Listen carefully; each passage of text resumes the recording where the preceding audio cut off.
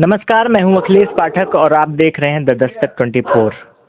इस वक्त मैं खरिका द्वितीय वार्ड नंबर 29 में हूं। हमारे साथ सपा पार्षद प्रत्याशी अनुराधा यादव हैं। हालांकि मैं आपको बता दूं कि अनुराधा यादव जी सपा पार्षद प्रत्याशी तो अब हैं, लेकिन पहले वो राष्ट्रीय महासचिव महिला सभा प्रसपा यानी कि उसकी प्रदेश अध्यक्ष हैं और अनुराधा वुमेन्स वेलफेयर सोसाइटी की अध्यक्ष हैं। समाज सेवा करती आई हैं। लगातार हमारे साथ एक ऐसी महिला है कि जो क्षेत्र में कभी भी किसी महिला के पास अगर कोई भी प्रॉब्लम आती है, कोई समस्या आती है, आधी रात अगर इनके पास कोई फ़ोन करता है तो ये जाती हैं, समाज सेवा करती हैं और उनकी समस्याओं का निस्तारण करती हैं। ज़्यादा कुछ बातचीत करने के लिए हम इनसे ही बात करेंगे और इनसे जानेंगे कि कैसे राजनीति में कैसे आना हुआ और किस तरीके से समाज सेवा में ये विलीन है। सबसे पहले मैम आपका नाम जानना चाहूँगा। मेरा नाम अनुराधा यादव।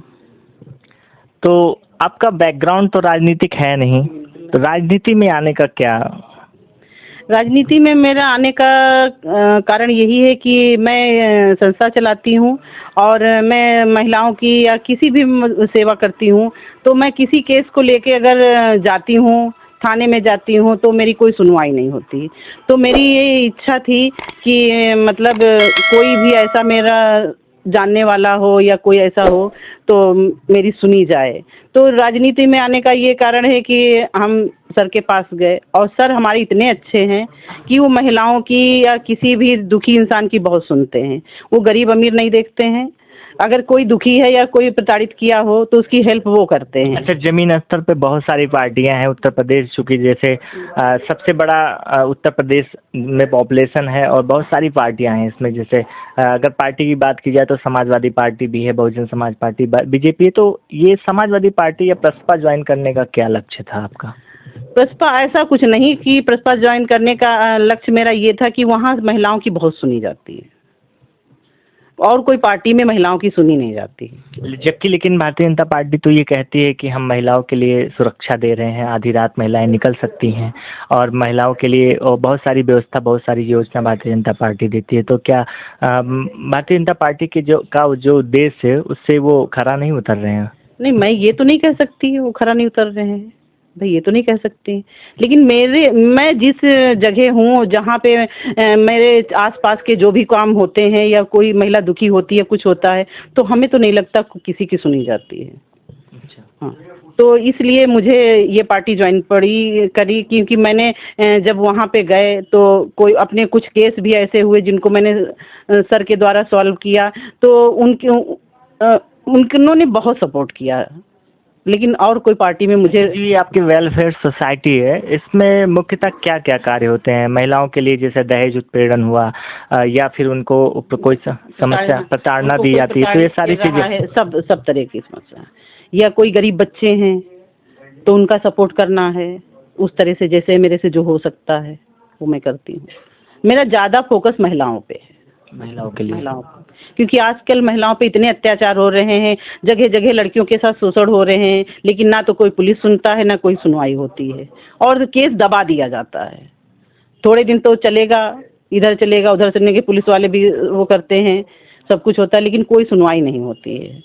तो मुझसे जो हो सकता है मैं मदद करती हूँ। राजनीति की बात करूँ तो राजनीति में अभी आप नहीं हैं, तो क्या उद्देश्य है आपका? अगर आप पार्षद बनती हैं और पार्षद चुन करके आती हैं क्षेत्र में, तो क्या मुख्य भूमिका रहेगी? मेरी मुख्य भूमिका ये रहेगी कि पार्षद जब चुन के आएंगे तो लोगों के लिए वो कार्य करेंगे कि अगली बार जब चुनाव इलेक्शन आए तो वो फिर मुझे ढूंढें कि जैसा भी मेरे से हो सकेगा मैं हर तरह का क्षेत्र में केवल उनके लिए ही कार्य करूँगी, फिर वो XYZ कैसा भी हो, चाहे फिर सड़क का हो, लाइट का हो, पानी का हो, कैसा भी हो काम।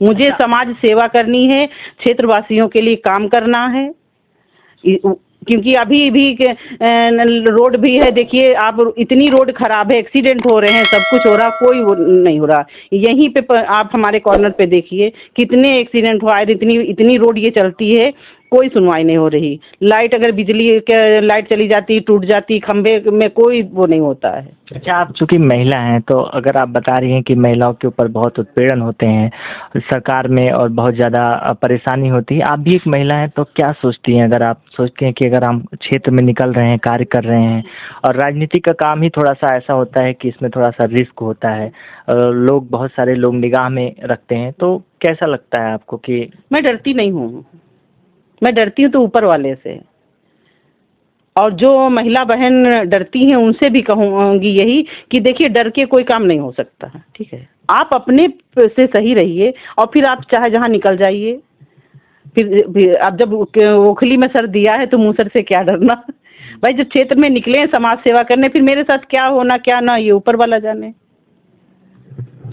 लेकिन मैं अगर मुझे टिकट मिला और मैं चुनाव जीती तो मैं पूरी कोशिश ये करूँगी कि 5 साल में समाज के लिए क्षेत्रवासियों के कार्य करूं और इतना अच्छा कार्य कर सकूं कि आने वाला जब दोबारा चुनाव हो तो लोग कहें अनुराधा यादव जी को ही चुनना चाहिए।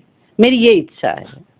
अब अच्छा, ये जो जातिगत राजनीति हो रही है अभी देखा जा रहा है कि बहुत सारी ओबीसी को लेकर के, जनरल को लेकर के, इस उत्तर प्रदेश में कोई भी होती है, चाहे वो बड़ा चुनाव हो या छोटा चुनाव हो, कहीं ना कहीं एक भूमिका रहती है कि इस कास्ट का है तो इस कास्ट ये कास्ट वोट देता। इसके बारे में क्या समझती, सोचती हैं? देखिए मैं जातिवाद पे नहीं विश्वास करती। मेरी संस्था में महिलाएं हर जाति की हैं, पंडित भी हैं, ठाकुर भी हैं, एससी भी हैं, सब तरह की हैं, और हम सबसे पहले इंसान हैं जी, ठीक है।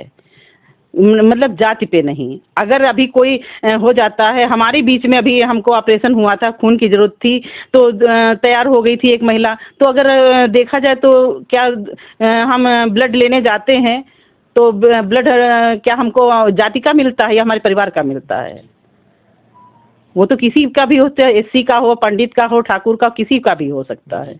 तो हम जाति पे भरोसा नहीं रखते। हम यादव हैं वो ठीक है, लेकिन कौन पंडित है, मुसलमान है, ठाकुर है, क्या नहीं, हम इंसान सबसे पहले हैं। बस मैं ये मान के चलती और समाज सेवा भी करूंगी, क्षेत्र में काम करूंगी। अगर क्षेत्र वालों ने मुझे चुना भी तो मैं ये कहूंगी मैं इंसान हूँ, वो सामने वाला भी इंसान है। बस वो किस जाति का है कि जमादार है, मुसलमान है, ठाकुर, पंडित, मुझसे कोई मतलब नहीं। हम इंसान है, सामने वाला भी इंसान है। बस बहुत बेबाकी से बात किया मेरे साथ मैडम अनुराधा जी थी। और चूँकि अगर बात की जाए एक महिला सशक्तिकरण की, तो सरकार जो भारतीय जनता पार्टी की प्रदेश में है लगातार महिला सशक्तिकरण का वादा तो करती है, लेकिन अगर हम ज़मीन पर जाते हैं और सर्वे करते हैं और देखते हैं तो यहाँ पर कुछ ऐसा दिखाई नहीं देता है। छोटे छोटे जगह से, छोटे छोटे एरिए से ऐसे ही महिला एक निकल कर के आती हैं और लोगों की मदद करती हैं, लोगों की सुनती हैं, तो शायद ये संभव हो पाता है। वरना सशक्तिकरण का कोई भी झलक ज़मीन स्तर पर दिखाई नहीं देता है।